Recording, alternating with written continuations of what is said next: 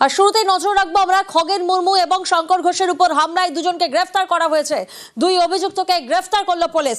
সোমবার নাগরাকাটায় রক্তাক্ত বিজেপি সাংসদ হামলায় আহত হন বিধায়ক শঙ্কর ঘোষও, এবং সেই ঘটনায় দুজনকে গ্রেফতার করেছে পুলিশ।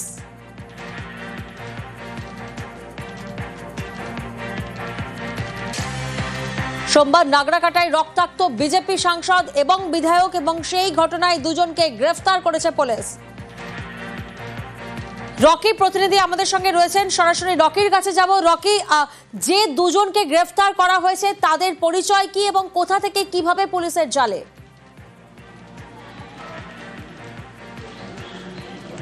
প্রিয়াঙ্কা, তোমাকে বলে রাখতে চাইব, সোমবার শঙ্কর ঘোষ এবং খগেন মুর্মুর উপরে যে হামলা করার অভিযোগ উঠেছিল, সেই ঘটনার পর কিন্তু জেলা পুলিশ তদন্তে নামে এবং 8 জনের নামে যে অভিযোগ করা হয়েছিল বিজেপি পক্ষ থেকে, তার মধ্যে কিন্তু দুজনকে ইতিমধ্যে গ্রেপ্তার করেছে। তাদের নাম, একজনের নাম একরামুল হক এবং অপরজনের নাম গোবিন্দ শর্মা। তারা কিন্তু জয়গা এলাকায় গা ঢাকা দিয়েছিল এবং সেখান থেকেই পুলিশ কিন্তু তাদেরকে গ্রেপ্তার করেছে এবং তদন্তের জন্য জিজ্ঞাসাবাদ শুরু করেছে। তোমাকে আরো বলে রাখতে চাইব, সূত্র মারফত কিন্তু আমাদের কাছে খবর এসেছে যে একরামুল হক তিনি কিন্তু তৃণমূল পঞ্চায়েত মেম্বারের স্বামী বলে পরিচিত এবং তার নাকি দাপট রয়েছে এলাকায়, এমনটাই কিন্তু স্থানীয় সূত্রে জানা গিয়েছে। আর এই ঘটনার পর কিন্তু রাজ্য রাজনীতি এবং জেলার রাজনীতিতে চাপানোতর সৃষ্টি হয়েছে। প্রিয়াঙ্কা, বেশ।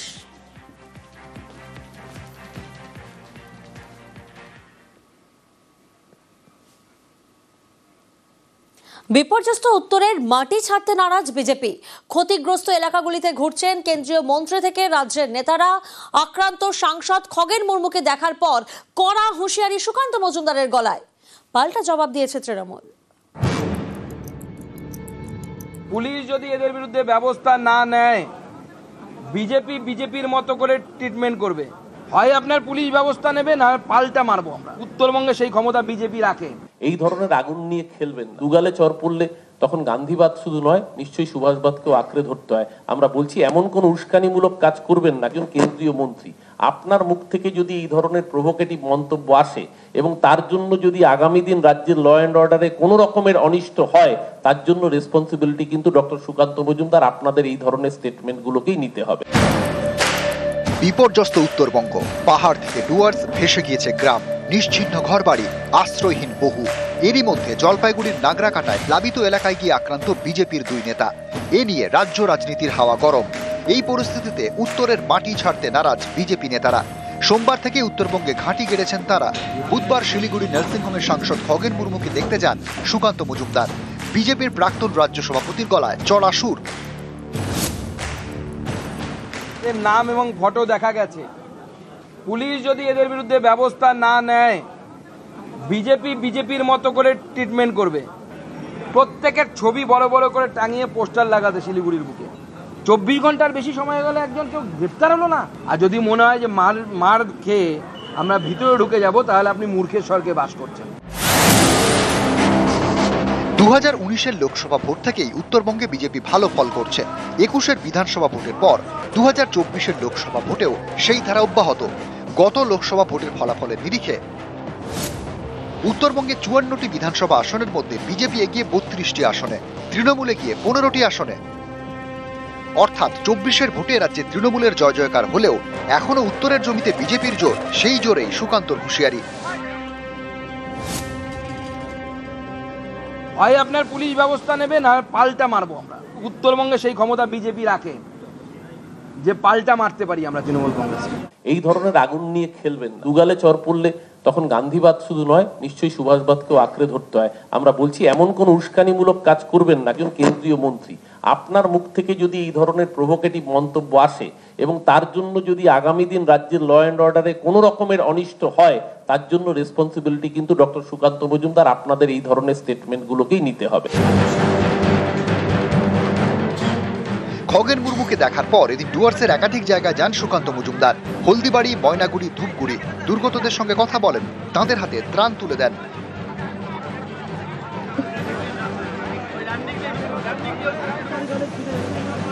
এদিন বিজনবাড়িতে বিপর্যস্ত এলাকা ঘুরে দেখেন কেন্দ্রীয় মন্ত্রী কিরেন রিজিজু এবং দার্জিলিংয়ের বিজেপি সাংসদ রাজু বিস্তা।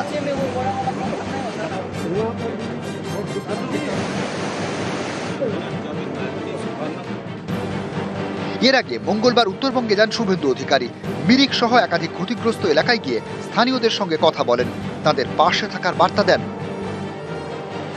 বিজেপির এক সময়ের সঙ্গী বিমল গুরুং, তার গলায় মমতা বন্দ্যোপাধ্যায়ের প্রশংসা। आगे भी मैंने किरण रिजिजू जी को बहुत जगह घुमाए थे, रात्रि समय में भी, लेकिन उस टाइम में हमारा कुछ भी नहीं मिला मिरिक एरिया में। मिस ममता बनर्जी भी कल आए, उसने मिरिक का जो गुजर गया वो जो आदमी लोग को घोषणा किया है 5-5 लाख रुपया और जो नौकरी देने के लिए बात किया, उसको धन्यवाद देना चाहता हूँ। News 18 Bangla news. আর জলপাইগুড়ির দিকে নজর রাখবো। জলপাইগুড়িতে দুর্যোগের ক্ষত, জলঢাকা জলে তছনছ, পরপর গ্রাম বেদগাড়া ধৌলাগুড়ি গ্রাম দুর্যোগে বিধ্বস্ত, ঘরবাড়ি হারিয়ে ত্রাণ শিবিরেই এখন ঠাঁই। কেউ ঘর ছেড়েছেন এক কাপড়ে, কেউ আঁকড়ে রেখেছেন শেষ সম্বলটুকু। যে জায়গাতে রয়েছে সেটা হচ্ছে বেদগাড়া বলে একটি জায়গা, ময়নাগুড়ি ধূপগুড়ি সন্নিহিত একটি জায়গা। সেখানকার পরিস্থিতি কি একটি ছবি দেখলেই বুঝতে পারা যাবে। অর্থাৎ মানুষ যারা বিপদের মধ্যে পড়েছিলেন তারা হাতের সামনে যে যা জিনিস পেয়েছেন তা নিয়েই তো বেরিয়ে এসছেন। এই চত্বরে তো বহু বছর বসবাস করেন, এইরকম পরিস্থিতি আগে কখনো? না না না, কোনোদিনও হয়নি, এটা প্রথমবার। বাড়িতে এখন কি অবস্থা? এখন রান্না টান্না এখান থেকে পাচ্ছি, খাচ্ছি। সবাই দেখছি সাদের দামি শাড়িও এভাবে শুকোতে দিয়ে রেখে। সব এগুলা তো শাড়ি তো কিছুই না, টাকা পয়সা সোনা দানা সব গেছে, আর এগুলা পুরো নষ্ট, সব নষ্ট, বাড়ি ঘর কিছুই নেই। শিলিগুড়ি থেকে জলপাইগুড়ি হয়ে গুয়াহাটি যাওয়ার জন্য যে ট্রেন লাইন, ঠিক সেখান থেকে দেখতে পাওয়া যাচ্ছে দূরে জলঢাকা নদী। তো সেই জলঢাকা নদীর জল ফুলে ফেপে ওঠে এবং কার্যত এই বেদগাড়া অঞ্চলের একাধিক যে জায়গা তা কার্যত ভাসিয়ে নিয়ে চলে যায়। এবং এই ত্রাণ শিবিরেই ব্যবসায়ী সমিতি, স্থানীয় বিদ্যালয়ের তরফ থেকে যারা রয়েছেন তারা এখানে খাবার দিচ্ছেন এবং সেটা খেয়েই তাদের দিন চলছে। বৃষ্টি তো বহু হয়, না হয় একটু নিচু জায়গাও বুঝলাম। এরকম পরিস্থিতির শিকার আগে কখনো হয়েছে? কোনোদিন হয়নি। জলে কি কি নষ্ট হলো? এই কলও নষ্ট হয়েছে, টাইম কল ছিল, টাইম কল নষ্ট। ঘরের জিনিস? ঘরের জিনিস, ছাগল গরু কোথায় ভেসে গেছে? ভেসে গেছে। এখানে দাঁড়িয়ে রয়েছি, ছবিতে দেখলেই বোঝা যাবে একেবারে মাটি ধসে বেরিয়ে চলে গিয়েছে। যে স্লিপার রাখা ছিল তাও ভেঙে চলে গিয়েছে। একটা সময় ট্রেন চলাচল নিয়ন্ত্রণও করা হয়েছিল। তো এই বিপদসংকুল জায়গার পাশেই একেবারে রাস্তার উপরে, গ্রামীণ রাস্তার উপরই দেখতে পাওয়া যাচ্ছে যে ত্রিপল দিয়ে অস্থায়ী শিবির তৈরি করা হয়েছে এবং সেখানেই মানুষজন তারা বসবাস করতে শুরু করেছেন। অবস্থা তো কেরাসিনি হয়ে গেছে, বাড়ি ঘর কিচ্ছু নেই। আটা ছিল 15 মন আর ধান ছিল 10 মন, ওগুলো সবকিছুই চলে গেছে। কাপড় খেতা কিচ্ছু বাঁচার পারিনি, কিচ্ছু নেই আর বাড়িতে, কিছুই নেই। খালি কি টিন টুনো নাই, মানে কিছু পাওয়ার মধ্যে কিছুই নেই। হাতের সামনে যে যা পেয়েছেন তা নিয়েই নিরাপদ দূরত্বে সরে যাওয়ার চেষ্টা করেছেন। ছবিতে দেখলেই বুঝতে পারা যাবে এখানে একটি সুটকেস রয়েছে, একটি হাঁড়ি রয়েছে। যদিও সংসার চালানোর জন্য বা আগামী দিনে যারা রয়েছেন তাদের ভরণ পোষণের জন্য যে অর্থের প্রয়োজন তা নেই, তার কারণ এই বন্যার জলে, জলঢাকার জলে, তার জলেই সম্পূর্ণভাবে ভেসে গিয়েছে, এমনটাই বক্তব্য একাধিক পরিবারের। দুর্যোগের মেঘ কেটেছে, ধীরে ধীরে ছন্দে ফিরছে উত্তরবঙ্গ। মিরিকে বাড়ছে পর্যটকের সংখ্যা। ডুয়ার্সে খুলে গিয়েছে বক্সার টাইগার রিজার্ভ। পর্যটন ব্যবসায়ীরা অবশ্য চাপে। তাদের বক্তব্য, দুর্যোগের জেরে পর্যটন ব্যবসায় বিপুল ক্ষতি হয়েছে, বাতিল হয়েছে প্রচুর বুকিং।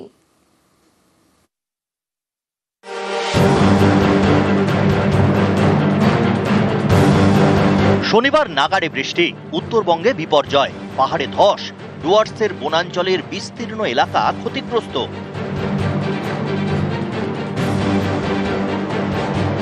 বিপর্যয়ের জেরে আটকে পড়েন বহু পর্যটক, তাদের উদ্ধারে নামে প্রশাসন।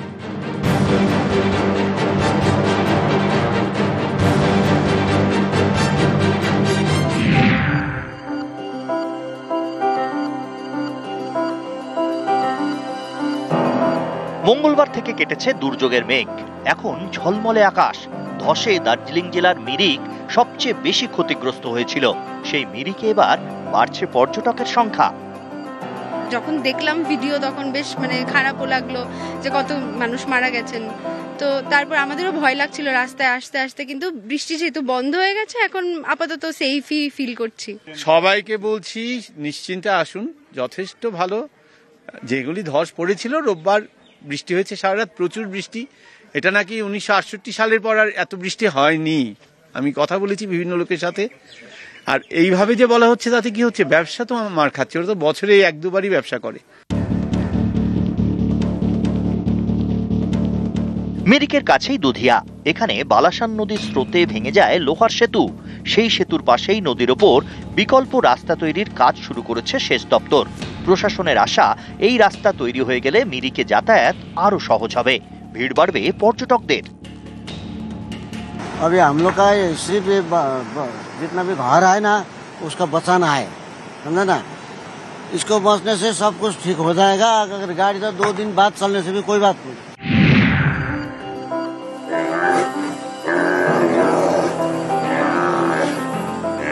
আলিপুরদুয়ারের ডুয়ার্স দুর্যোগ কাটিয়ে ছন্দে ফিরছে এখানকার বক্সা টাইগার রিজার্ভ।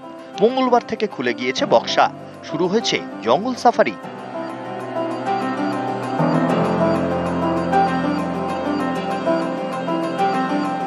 না, বক্সাতে সেরকম ড্যামেজ হয়নি, ওয়াইল্ড লাইফও ড্যামেজ হয়নি, কোনো মানে ব্রিজ সবগুলো কোনো কিছু ড্যামেজ হয়নি। এবং এখানেও কোনো ফ্লাডে কোনো অ্যানিমাল মানে হয়ে যাওয়া সেসবগুলো হয়নি বক্সাতে। যেটা হয়েছে আশেপাশে যে গ্রামে যে জল ফল ঢুকেছে এটা হয়েছে, কিন্তু বক্সার জঙ্গলে কোনো ক্ষতি হয়নি কোনোভাবে।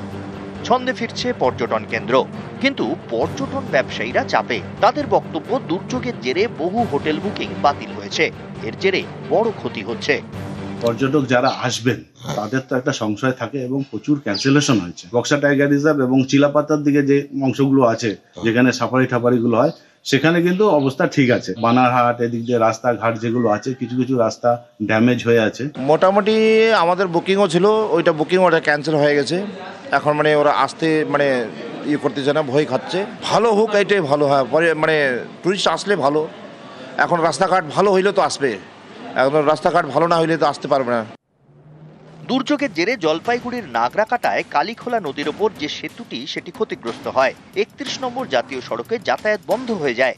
এর জেরে ডুয়ার্স এবং পাহাড়ের মধ্যে প্রায় 150 কিলোমিটার ঘুরপথে যাতায়াত করতে হচ্ছিল। সেই ভোগান্তি কাটলো সংস্কারের পর খুলে দেওয়া হয়েছে কালীখোলা সেতু।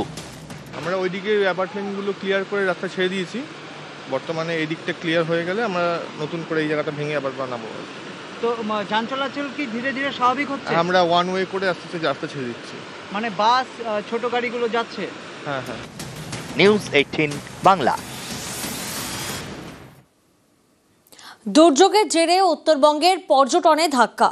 কোথাও ভেসে গিয়েছে হোটেল, রিসর্ট, তো কোথাও আবার শুনশান পর্যটন কেন্দ্র। পর্যটন ব্যবসায়ীদের দাবি, দুর্যোগের কারণে কোটি কোটি টাকার ক্ষতি হয়েছে। কেন্দ্রীয় সরকার আর্থিক সাহায্য না করলে ঘুরে দাঁড়ানো মুশকিল। আর এই নিয়েই তরজায় তৃণমূল বিজেপি।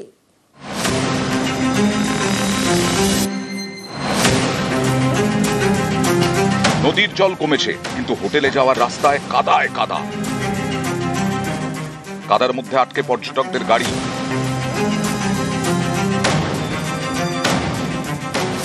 এতদিন চারিদিকে সবকিছু ছিল ছবির মতো, এখন একেবারে লন্ডভন্ড।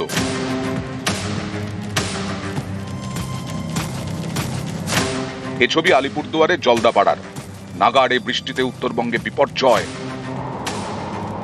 ফুঁসে ওঠে একাধিক নদী, ভাসিয়ে দেয় নদী পাড়ের বিস্তীর্ণ এলাকা। বাদ যায়নি জলদাপাড়াও। এখান দিয়ে বয়ে গিয়েছে সীসামারা। এই নদীর একদিকে জলদাপাড়া জাতীয় উদ্যান, আর একদিকে একের পর এক হোটেল, হোমস্টে। সীসামারার স্রোতে বেশ কয়েকটি রিসর্ট ভেসে গেছে, অনেক হোমস্টে ক্ষতিগ্রস্ত। এই অবস্থায় অনেকেই বুকিং বাতিল করেছেন। এতে পর্যটন ব্যবসায়ীদের মাথায় হাত। তাদের দাবি, আলিপুরদুয়ারে পর্যটনে প্রায় 40 কোটি টাকার ক্ষতি হয়েছে। এই পরিস্থিতি থেকে ঘুরে দাঁড়াতে আর্থিক সাহায্য করুক কেন্দ্রীয় সরকার। বিশেষ করে আলিপুরদুয়ার জেলা এবং পাশে আমাদের জলপাইগুড়ি জেলার কিছু অংশ ভেঙে চুরে শেষ হয়ে গেছে এবং পর্যটনে এটা বিরাট ক্ষতি হয়েছে। আমাদের আলিপুরদুয়ার জেলায় 30 থেকে 40 কোটি টাকার ক্ষতি হয়েছে, আর্থিক ক্ষতি হয়েছে। আমরা কেন্দ্র দপ্তর তো পর্যটন দপ্তর, এটা তো সাহায্য করারই দরকার। তারা না করলে কিভাবে হবে সাহায্য? এখানে কেন্দ্রীয় পর্যটন দপ্তর আছে, তাদেরও তো দেখা উচিত। এটা শুধু রাজ্য সরকারের উপরে দোষ দিলে তো হবে না।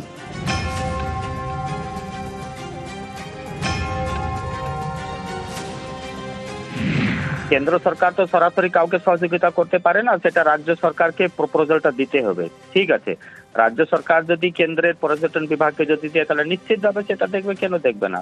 সেটা আমিও এই এলাকার সাংসদ হিসাবে আমি বিভিন্ন দপ্তরকে বলবো।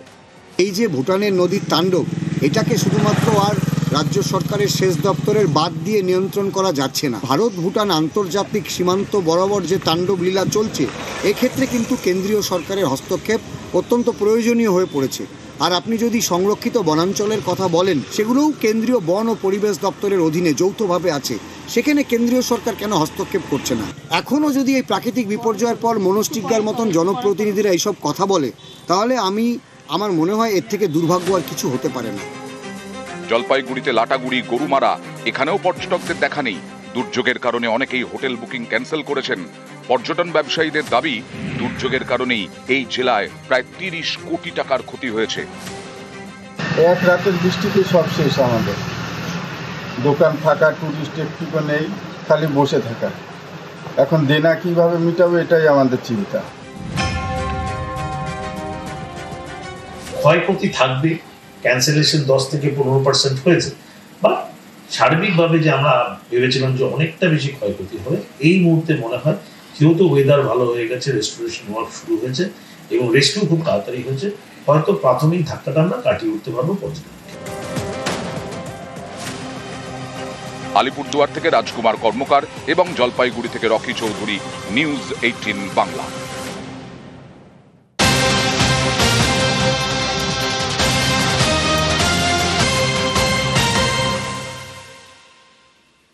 নাগরাকাটা হামলায় এবার গ্রেফতার বেড়ে 4। খগেন মুর্মু, শঙ্কর ঘোষের উপর হামলায় ধৃত আরো 2। সোমবার নাগরাকাটায় রক্তাক্ত হন বিজেপি সাংসদ এবং বিধায়ক, এবং এই হামলায় আহত হন বিধায়ক শঙ্কর ঘোষ। আর সেই ঘটনায় আরো 2 জনকে গ্রেফতার করা হয়েছে, অর্থাৎ গ্রেফতারির সংখ্যা বেড়ে 4। রকির প্রতিনিধি আমাদের সঙ্গে রয়েছেন। রকি, একরামুল হক এবং গোবিন্দ শর্মাকে গ্রেফতার করেছিল পুলিশ, বাকি 2 জন কারা, তাদের পরিচয় কি, কোথা থেকে গ্রেফতারি? দেখুন, শঙ্কর ঘোষ ও খগেন মুর্মুর হামলার ঘটনার পর কিন্তু জেলা পুলিশ তদন্তে নামে এবং যে 8 জনের বিরুদ্ধে অভিযোগ করা হয়েছিল বিজেপির তরফ থেকে, তাদের খোঁজ শুরু করেছিল। ইতিমধ্যেই কিন্তু প্রথমেই গতকাল দেখিয়েছি আমরা যে 2 জনকে গ্রেপ্তার করেছে, যার মধ্যে একজন রয়েছে গোবিন্দ শর্মা, অপরজন একরামুল হক। এবং একরামুল হক সম্পর্কে জানা গিয়েছে যে তিনি তৃণমূলের পঞ্চায়েত সদস্যের কিন্তু স্বামী।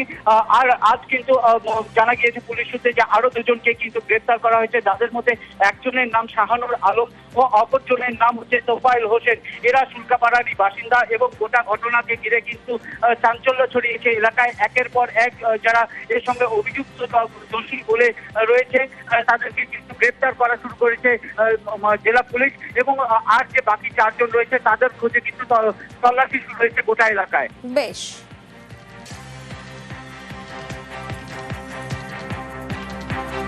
আর এই ঘটনা নিয়ে দিলীপ ঘোষ তিনি কি মন্তব্য করেছেন শোনাবো আপনাদের। এতদিন লেগে গেল গ্রেপ্তার করতে, হসপিটালে থেকে ভালো হয়ে চলে আসবে ওরা, তারপরেও গ্রেপ্তার করতে পারছেন। অথচ সবার সামনে ভিডিওতে এক একটা লোককে দেখা যাচ্ছে যারা এই মারপিট করছে এসে। ওই যে বিরাট বড় মব ছিল যারা এসেছিল তৈরি হয়ে মারপিট করতে, ওদেরকে অ্যারেস্ট করার সঙ্গে সঙ্গে পেছনে যারা ছিল এই ঘটনাটা ঘটিয়েছে তাদেরকে অ্যারেস্ট করার দরকার আছে।